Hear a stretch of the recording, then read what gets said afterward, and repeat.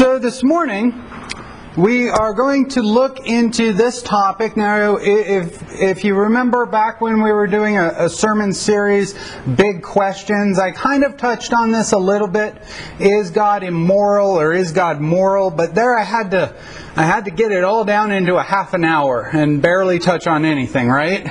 So here we're going to expand that. We're really going to have some good time to get into this topic and look at passages that are difficult, passages that can be offensive, especially when we, Western 21st century Americans, read some of this ancient literature. We're taken aback by it. We go, what is going on in some of these stories? You'll notice on your notes that almost for the entire first hour, we're going to be doing groundwork. And it's only in the second hour that we're actually really going to delve into the biblical text, the offering of Isaac, the flood, the invasion of Canaan, and why do I have to do almost a whole hour of groundwork? Well, biblical interpretation is not innate. People like to think it's innate, but it's not. We do have the Bible in English. We do read English. And I'm not saying that you can't understand anything until you've gone to 4 years of Bible college. I'm not saying anything like that. But I am saying that especially when it comes to texts from another culture, another time period, another thing, we're going to get more into this. We like to think that we could just read it and it's suddenly going to make sense to us, right? But how often do we have to dig, especially into the much, much, much older stories, right? I would also accuse, in some cases, people of misrepresenting these stories, misrepresenting the text, only showing part of the story, only showing bits and pieces of the story, and making assertions based on just these few facts. Now, thank God we're way past that in our day and age. We don't deal with the media taking certain facts and making a big story out of things, right? No, that never happens today. Wink, wink.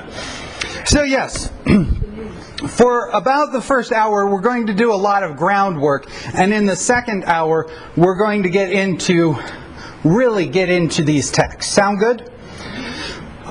Now, I'm about to show you guys a picture, and I want to preface it. I want to warn you that it's a violent image. It comes to us from the Vietnam War. And there is a story behind the picture. The picture itself can't tell you the story, though. And this very image was used incorrectly in the 1960s here in the U.S. And the reason I chose this photograph is because the photograph itself will make you leap to conclusions. You'll think... You've heard the saying, a picture is worth 1,000 words. But what 1,000 words is it worth? If it's not capturing the heart, if it's not capturing the truth behind the picture, what are those 1,000 words worth? Right? So just be aware, it's a violent photograph. What's going on in this photo? An execution, a killing. Who's the good guy? Who's the bad guy? Can't tell just from the picture. You can't tell just from the picture, but if you were to have to guess, you would probably say the person shooting the other person is the bad guy in the photo, right? I mean, because this guy, he looks like he's even bound, doesn't it? And in fact, you can't tell. He's actually handcuffed. And you look over here, and we've got military, and although we can't see the front of him, he does look to be some form of military, right? And he looks to be a civilian, doesn't he? Yeah. He's not dressed like a soldier. He's not dressed in a uniform or anything like that. And so this picture could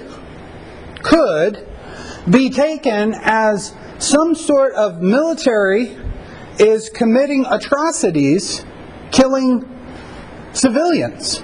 And in fact, that's exactly what this photograph was used for here in the U.S. And it was presented like here is war atrocities going on, and America, what are we doing? Are we part of this? Are we doing this? Now, I do have to say, Vietnam is a huge topic. It's a huge subject, and we're only taking a snapshot at one little thing. So I'm not trying to make a huge statement about Vietnam. I'm just looking at this one photo. What this photo doesn't tell you is who the person being executed is. The person being executed, I don't know if I'm pronouncing his name right, and I don't know if what we think of as last names, I don't know if they think of them as last names. I don't know. And if I'm wrong, I apologize, but I believe his name is Lam. And although he looks like a civilian, he's not a civilian. He is an officer. I've heard he's up to a captain in the Viet Cong.